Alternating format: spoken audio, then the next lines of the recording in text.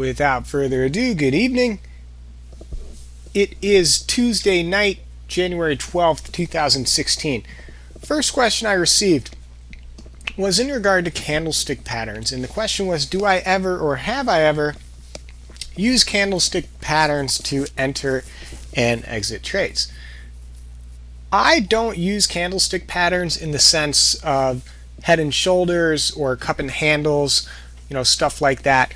But I do pay attention when wicks show up on a chart, or dojis as they're commonly referred to. And I like using the base of candles as well to kind of relegate my stop loss areas or profit targets in many instances. So I got a couple examples here. This is a chart of Under Armour recently, and this is an example of where I pay attention to the candle but not necessarily a particular pattern. So we had a major drop yesterday on very high volume, and yesterday's candle created this doji, and it was a doji on super high volume after a big drop. And so what I'll do, I went long Under Armour yesterday, and now I'll use the low from the candle, from the doji, the wick if you will, which is about 67.50. I'll use that level as kind of a stop out point on Under Armour moving forward. There's no particular pattern here other than the fact that, hey, made a new 52-week low on super high volume, and I like the stock, so I'm buying it. And I think that the doji, the wick of the doji, gives me a clear level to trade against in the form of that 67.50. Furthermore, if I'm not in this trade and I was looking to get in the trade, I love when you get a doji like this, because if we start breaking above the top end of the doji, which is about 72.50, then I think you could use that as a buy signal on Under Armour. So again, that's an example where maybe it's not a specific pattern necessarily, but it is still a glance at the candlestick chart where I say, okay, I can use this chart to form a reference point that I can trade against, and if it starts breaking above the previous day's high, now we can get some momentum going. Also, another example looking at Netflix. This is a daily chart of Netflix recently, and you've got a couple different wicks here, which they aren't patterns, but they can then give you reference points to set up future trades. So you had this wick here in the middle of December, where then you closed on the lows. That then represented a key resistance. You were never able to get back above it. Most recently, we had a wick last week off of about 122, where again that now represents key resistance moving forward. So if I was short biased on Netflix, I could say, all right, I can hold a short versus this high up here, that wick, if you will. Or on the other side of the trade, on the long side, you had a wick off of the 105 level on Netflix, and then you had multiple tests at 105. So if we take that 105, and now we can use that as a reference point moving forward on Netflix, where, and let me clarify too, at 116s you're not using 105 as a reference point, right? But in the immediate day after, this second and third day after that wick, you could have been going long Netflix versus 105 because of the way you wicked off of it. So that's what I like using candlestick charts for the most, is anytime you see a big wick on high volume, and then you can use that wick and say, all right, well, that's either my key support now or my key resistance, especially when that wick comes at a 2-week high or a 2-week low, or in Under Armour's case, a 52-week low, or about a 50-week low at least. So stuff like that is how I like to use candlesticks on a daily chart. Then there's another way I like to use candlesticks on an intraday trading basis, and I've got an example here that I think you guys will like. And so this is a trade from last week on Netflix. So these two lines right here, this limit 20 and market, these two arrows, this is where my trade occurred. So I'll talk through this. Netflix on this day had opened up, traded sideways, and then at about 10 o'clock made a nice move higher, going from 112s all the way up to 115 before coming back. What I like to do after we get a consolidation at the open and then a breakout is I like to use the high from the first 10 minutes of the day as a stop loss on long trades. So in this case, when you pulled back off of that 115.50 area, I bought the pullback right around 114, knowing that I'm then going to trade versus the high from the first 10 minutes of the day. And check it out how Netflix, when it continued to pull back, respected that high. So in other words, it turned that initial 10-minute high into support on an intraday basis. And this is something I look for a lot during the 10:30, 11 o'clock hours, is when a stock breaks out to the upside, can it then stay above that high from the open? And if it does stay above that high from the open, it's usually able to continue in the direction of its uptrend. And so in this case, Netflix did just that. So again, this isn't a pattern necessarily, but it's a reference point where I say, okay, I take that initial 10-minute high, I broke out above it, now I'm going to use that initial 10-minute high as a stop loss. So I bought the stock at 114, stop loss was right around 113.30-ish or so at that initial 10-minute high. You can see just how perfectly it was able to stay above that initial 10-minute high and then continued to rally.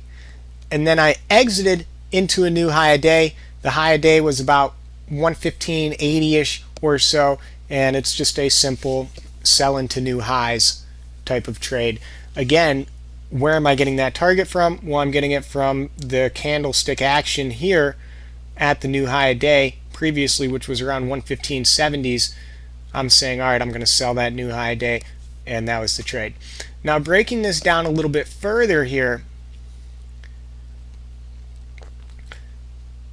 there was, and this is the same chart just with different annotations.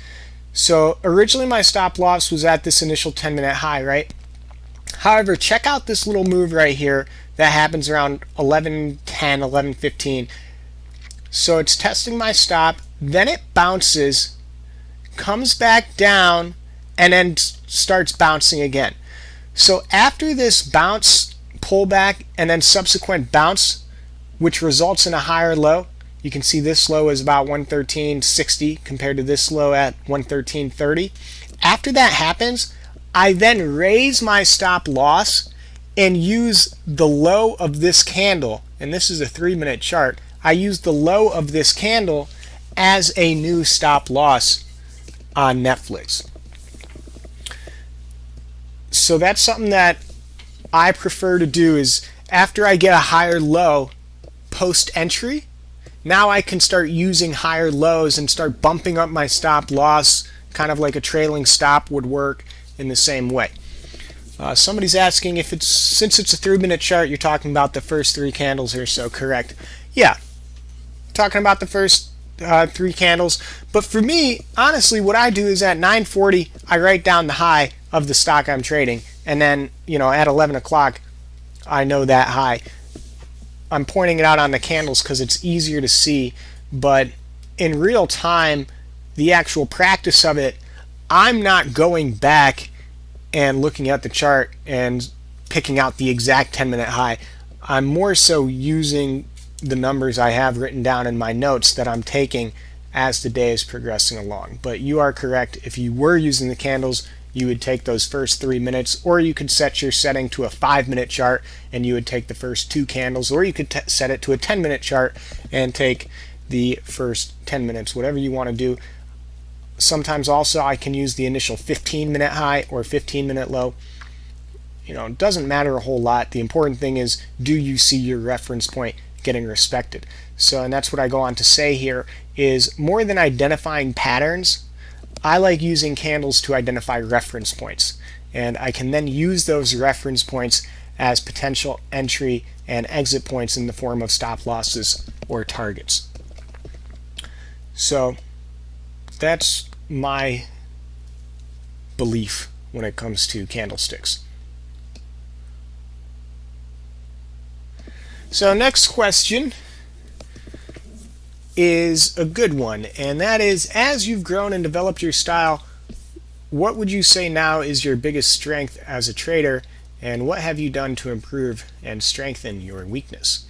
So I would say my biggest strength is that I'm comfortable in my own skin. I've got a preferred way of trading, and I think I do a good job of not letting external factors influence me into making decisions I don't truly believe in. And even this website is a great example. When I first started this website, I remember feeling an intense pressure to trade all the time because people are paying, they're signing up, they want to see trades. But over time I've learned, what, it's not about what people want to see, it's about what people should see. And what they should see is somebody who is disciplined, who believes in what they're doing, and is the trader that they want to be. And I know who I want to be. I want to be a guy that makes quick hitting trades, sells premium on stocks I want to own, and doesn't take big risks. If I'm doing those three things and trusting my skill set and everything else, then things should come together and I should be able to make good trades. And people like you guys who are watching, you'll be happy anyway. So I think it's very important to be comfortable in your own skin, know who you are, know who you want to be, know what's realistic, know what's not, all that stuff. As for my biggest weakness, as much as I hate to say it, I would say that I still get scared of losing money sometimes, which causes me to hesitate too much. And one of the things I've done to try and strengthen this weakness is trade shares more often as opposed to options. If I see a trade I like, but I'm scared of losing money because of a 10% spread on an option or something like that, I'll just trade shares instead. The profits aren't as great, but it helps me keep my rhythm and still make good trades during periods where I'm not as confident in my option trading ability. And the other thing I've tried to do to strengthen this weakness is study the brain more. Fear is a psychological thing, and two books that I found very enlightening when it comes to fear is The Fear Project by Jamal Yogis, not sure exactly how to pronounce it, and Choke by Sian Belak, another name I'm not exactly sure how to pronounce. I will post links to these two books in the chat room as soon as I'm done, but definitely recommend them. They were very good reads, and they just kind of try to explain where fear comes from, how it manifests in your brain, and gives you some tips on how you can deal with it if you have that similar problem as me. The one thing I've learned though is that confidence comes and goes. You never really know where it went when you lost it or how you got it when you feel it. It's just one of those things that either you have at the time or you don't. Confidence, it's a very tough variable to try to explain. However, I think it's very important to be honest with yourself about when you're feeling confident versus when you're not, and try to trade accordingly. Over the last week, I felt like I kind of traded pretty shitty, to be honest with you, and I came into this week not feeling that confident. So one of the things I've done is I've been very conservative. I've only traded shares to this point, or I've only sold premium on kind of home run plays, and I don't know why I'm not as confident. I don't know when I'll get that confidence back, but I know it will come back because, like I said, confidence, it just kind of comes and goes. For some of us, it stays with us during much longer periods of time.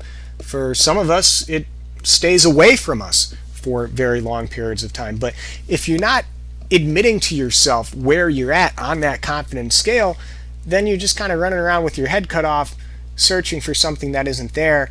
And that's how big mistakes happen. So be in tune with yourself, be honest with yourself.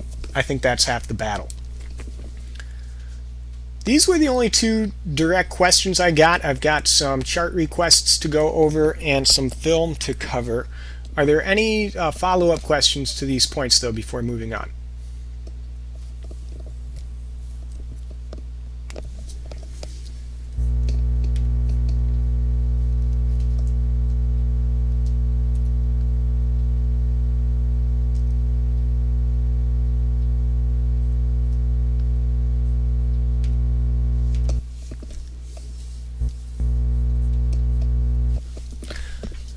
I'm not seeing any questions. If there are, I'll circle back to them.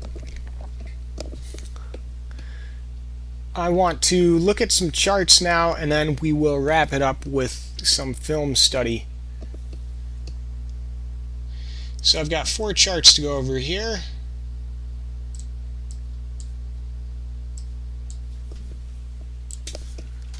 First chart I want to look at is IFON.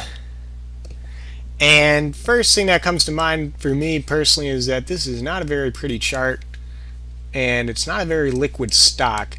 Average volume, average 10-day volume is only 193,000 shares, and it's only $1.35. So this stock's not even trading $1 million a day. So not very liquid, which tells me there's not a ton of interest in it. The weekly chart is very sloppy as well. I don't see a great trade here, just because of the low liquidity and the fact that there's not a huge trend.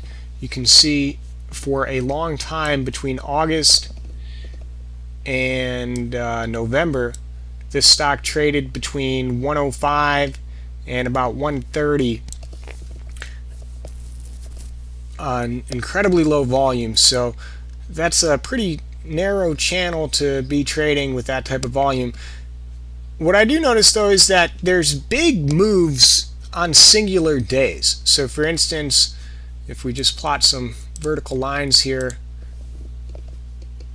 I'll make these thicker too so you guys can see them better.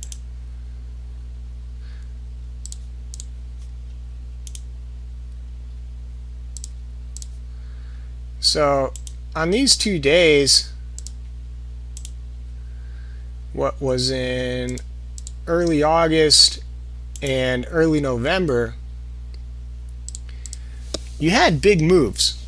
I mean, in August you went from 250 and you closed at 160, and then in November you opened 124 and you closed at 195. So those are huge intraday moves, but as far as trying to hold on to this stock in either direction, there's just not enough movement for my taste. So it's maybe something that if you're interested in it, I would keep an eye on it, and if you see some big news out or you see it making a big move pre-market, either up or down, then maybe it has another day like it did in August or like it did in November, and it can give you a good trade. But until then, I really don't see much interesting about that stock. Here's another one, VCRA. Now this stock, decent setup here. It's been consolidating for a while, but it started to break out, and it has done very well to start the year, which is saying something considering this market. I want to look at the weekly chart. So the weekly chart gets even more interesting because it's a stock that was much higher in price. So it looks like they IPO'd back in 2012, or maybe it was a spin-off or something of the sort. But anyway, it's a weekly chart that now has some higher highs in place. It got above the 2015 highs already this year. The 2015 high was 1351, and you've already printed above that. And there's a lot of room to the upside. You know, if she is starting an uptrend, you know, you could go. This was a $20 stock before, so it could be a $20 stock again if it starts uptrending here. And I like your setup versus 1350. You know, today's low is at 1333, so that is the more important reference point. But the best case scenario would be starting to stay above 1350 on this VCRA. I think if you stay above 1350, then you can test the high at 1461. And if we start making new highs, we're talking about new 52-week highs, and that's a good look if we start making new 52-week highs, especially the way the market's been. So this one definitely shows some promise, and I would keep an eye on it, especially if you're holding that 1350 area. Below 1350, today's low will be important, 1333. Bigger picture, now you had some resistance kind of around 1250 at the end, or at the latter half of last year. You can see we've been rejecting 1250 a lot, starting last summer back in June, then in August, then in September, late October. So bigger picture on the year, you'll want to stay above 1250 in order to maintain some type of upside bias, but the immediate term trade, stay above that 1350 and I start getting excited about upside. Otherwise, I would think maybe you are going to come back to 1250, which it would still be okay on a month-to-month basis if it's staying above 1250. It just wouldn't be as okay as it would be if it's staying above 1350, if you know what I mean. But definitely a stock to keep an eye on. RWC, there's absolutely nothing here. 20,000 shares traded today and just nothing to work with. Maybe it makes a big move, but with liquidity like that, I just not for me. And I think it's always tough because, you know, what happens, you're in the stock, you get one of these moves here where you go from $6 down to $3. You get cut in half in 2 months time, and there's like no volume there, so it's not even, you know, it's just a weird one to kind of analyze, to be honest with you. I would stay away from it if it was me. If I had to make a trade on it, I would wait till it starts getting above $4 before I start looking for upside. And lastly, looking at the S&P 500, I want to look at a weekly and monthly view of the S&P before circling back to the daily. So the weekly view, we are in the range from the late 2014 lows. 2014 October low was at 1820, and the 2015 lows were at 1870. We basically tested the 1870 range today. I know we only got down to 1900, but you know, support like this is kind of like a mattress. Once you start approaching it, you start sinking into it. It's not like a glass door where you kind of crash through it. So I think of support more as areas or ranges as opposed to lines in the sand, if you will. So we defended the 1870 1900 range so far this week, and you know, now we need to stay above 1900 in the near term in order to keep some type of bounce going. We've got a ton of resistance though on the S&P. Well, not a ton, but we've definitely got a clear line in the sand of resistance from kind of this range, the 2015 highs, making these thicker. So these highs up here, it's about 2050 on up to 2100. You could even make it lower and take the late December low at 1993. So now I want to circle back to a daily chart and focus in on that late December low. So you had this bounce off of the December low where you got a bounce from 1990 up to 2060, came back down to 1990-ish, 2000, bounced up to 2080. Then we lost that late December low at 1990, and look what happened. We kind of came tumbling down. So those of you who have been with me in the mornings, you know, where do I want to short the market on a bounce? As close to 1990 to 2000 as possible, and the reason for that is because I want to short at what was previous support and look for it to act as previous resistance. I think there's a nice trade to be had if we do come up there. If you don't even come up there though on the S&P, then that's all the more bearish, and you look for a test on 1900, below 1900, and we can test the August lows at 1867 is the exact low in August. But bottom line for me on the S&P is that until we regain that late December low from the end of last year, the market looks more like a short than it does a long trade. And in terms of downside potential, I want to go way back here and just point out that we've never back tested the all-time high. So the all-time high was in 2007 at 1576. Once you got above that all-time high, you just kept on going. Went from 1575 all the way up to, 2020 or so. We didn't really have a good shakeout until October 2014, when you went from 2000 down to 1820 in that one October month, and then you kept on going. Now we're starting to get another shakeout. I'm not saying we're going to go back down to 1600, but what I will say is if we went back down to 1600, do not get scared. That would be probably the best buying opportunity that you are going to get in the next few years. I'm talking years, man. If this market comes back down to 1600, all it is a back test of the breakout. Yes, it would be a large drop from the highs, and I'm sure people would freak out, but I'm telling you right now, if the market were to come back down to 1600, it isn't as bad as it looks. Where it would start to get really bad, and this is way long term, but it's something to think about this year since we're starting out rocky. Where it would start to get really bad is if we lose 1600 and you fail to hold that breakout, because then you're coming back down beneath the breakout point, and who knows how low you could go in that regard.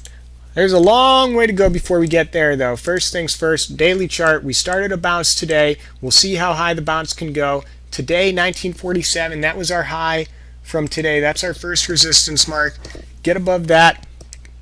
And then Friday's high at 1960 is our next resistance. But my main focus is this 1993 area. I was just 3 years old that year. But anyways, 1993 is my main focus, as that was the December low. I want to see what the market looks like if we can come back up there and back test that area. And just in looking at futures right here, they are up a little bit. Where is my futures? Futures are testing 1933 right now currently. So at the moment we're looking at a little bit of upside. We'll see if it holds overnight. Any questions on the S&P or any other charts you guys want me to glance at before looking at some film here?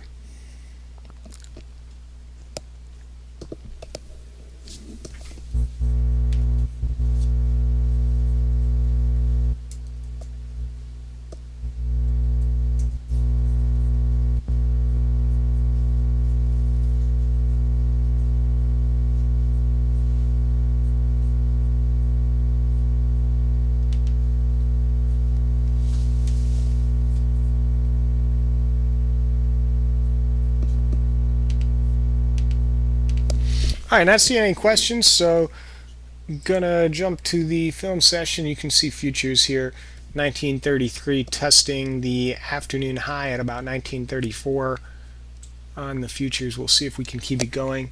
I believe Asian markets just started to open up. This is usually about the time when futures make a little bit of movement here between 8 p.m. and 10 p.m. Eastern. But let's look at some film.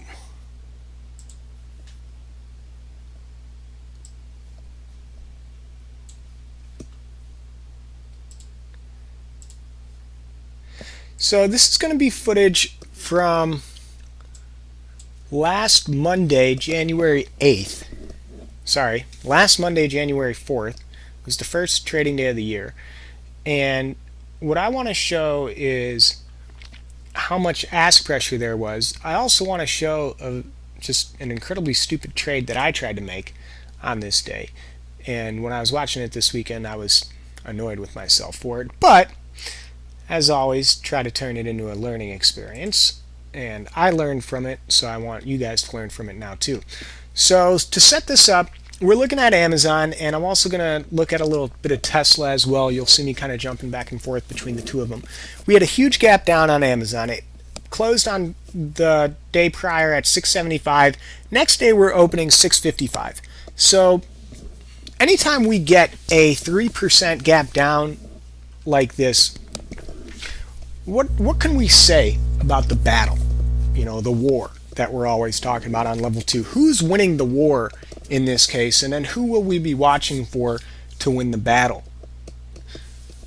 Well, we're gapping down 3%, so we already know the bears are winning the war.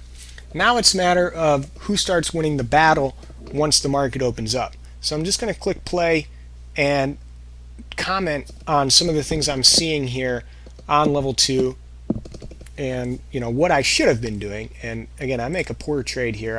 I don't do what I should have been doing. But check out this ask pressure and notice how much stacking we get and how quickly the asks come down and how they just continue to whack out bids. So right out of the gate, you're seeing it on Amazon, and you also start to see the same thing on Tesla, which had been gapping down pretty hard as well.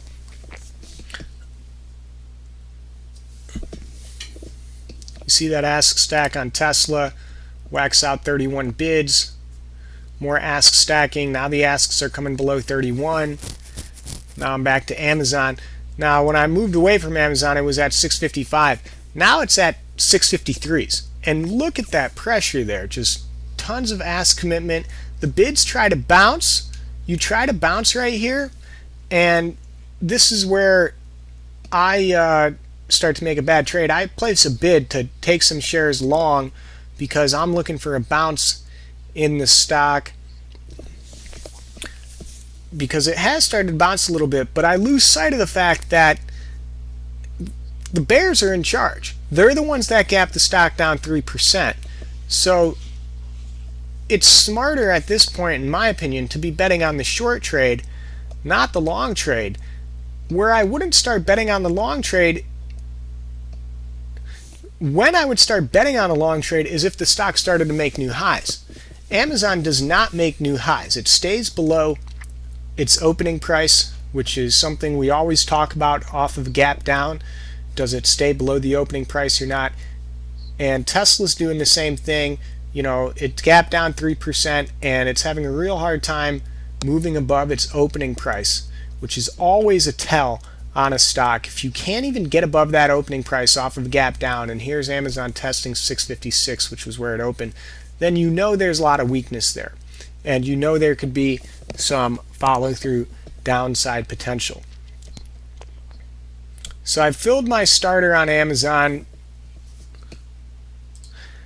And again, this is a bad trade. In hindsight, when I watched it, I understand what I'm trying to do. I'm trying to bounce the gap down, but it's a very aggressive trade where it couldn't get above that opening price. And I was annoyed that I didn't take the other side and short it versus the opening price and bet on the bears, because the bears had already shown a 3% gap down, which was such a good gap down, and they were showing really solid ask pressure when the stock moved down, and when it tried to bounce, it got rejected perfectly at the opening price. I didn't do the right trade. That's neither here nor there at this point. But the point I'm trying to stress now is how much ask pressure there is, and that when we see this ask pressure, we, and I specifically, need to be better at getting aggressive on the short side, because it's very rare on a stock like Amazon to trade with such heavy ask pressure like it does here. But again, I'll click play and you can just see for yourself.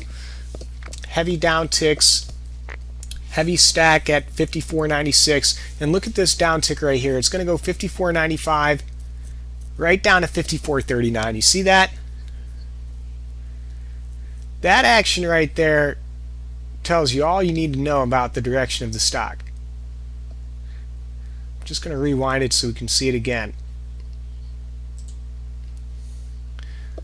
I rewound so we could see Amazon again here.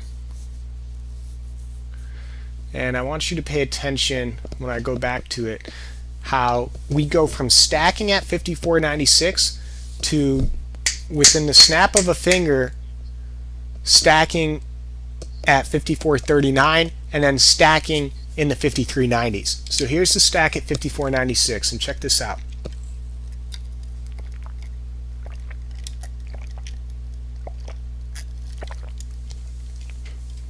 There's the drop down to 54.30s. And there's the drop down to 53.90s. So within about 15 seconds, you drop $1 on the ask side of level 2. That is very fast-paced action, very aggressive downticks.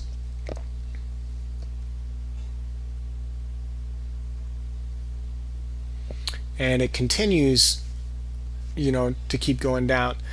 Now there's going to be a bounce attempt here soon, and again the asks are able to come right back down. So here's the bounce attempt. Tries to bounce $1 back up, but again, look at those asks come back down, takes them out for a second, and then again just comes right back down. Now here's a real tell, and this is something that I've been watching level 2 now for a couple years, and I haven't seen, or I can't remember seeing action like this. I rewound it. I'm going to try and pause it at this point that I want to make.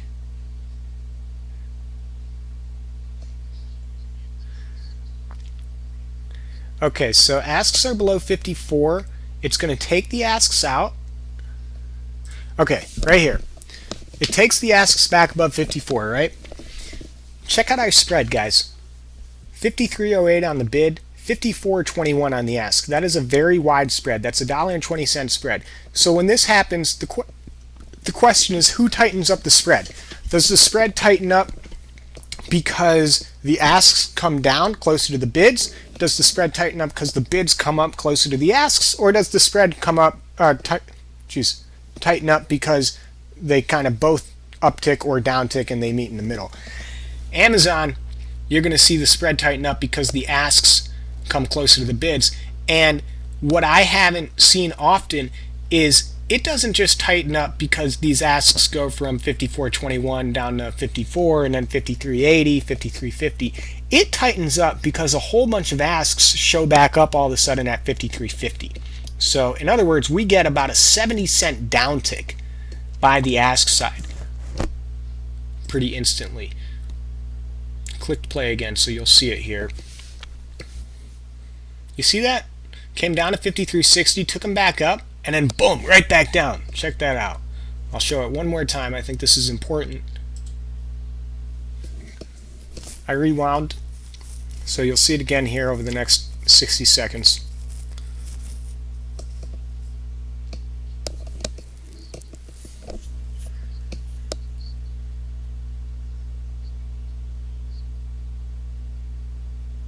So there's the upticks, takes it back above 54.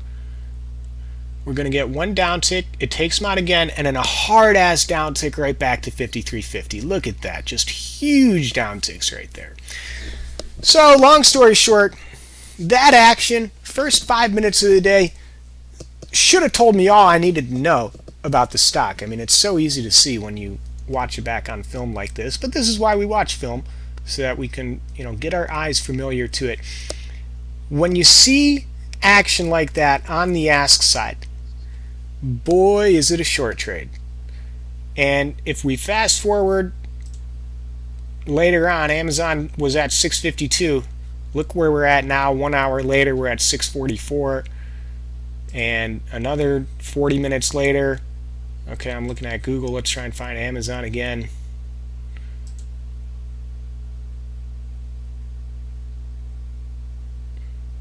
Well, I know Amazon was a lot lower. I guess I didn't look at it that much after I got burned playing the bounce. I didn't look at it too much, but Amazon ended up hitting 627 that day. So the heavy action out of the gate in the opening minutes signaled how much pressure there could be on the day, and it never let up. And ultimately, the stock dropped another 30 points from the opening price and just had an awful day. I can't remember off the top of my head, with the exception of maybe some earnings reactions, seeing level 2 action like that. So it was a good learning experience for me when I watched it back on film, and that's why I wanted to play it for you guys so that you could see it as well, because I really think there's a lot of good education there in watching that level 2 activity by Amazon.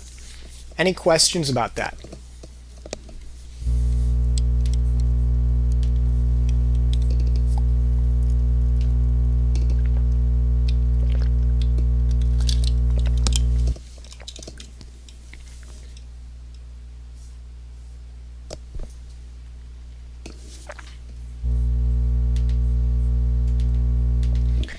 All right, guys. Well, that's all I got for you tonight. I appreciate you guys showing up. I hope you learned something. We will have another one of these 2 weeks from today, more than likely. Earnings season starts next week. We got Netflix earnings 1 week from today, next Tuesday, after hours. I will have a reaction to those earnings when they come out, and we'll start diving into that type of stuff. So lots of potential coming up here, and just gotta keep doing my best, and you guys need to do the same, and hopefully we'll have some good trades here over the next couple weeks. Thanks, guys. Have a good night. This was recorded. It will be posted within the next 24 hours.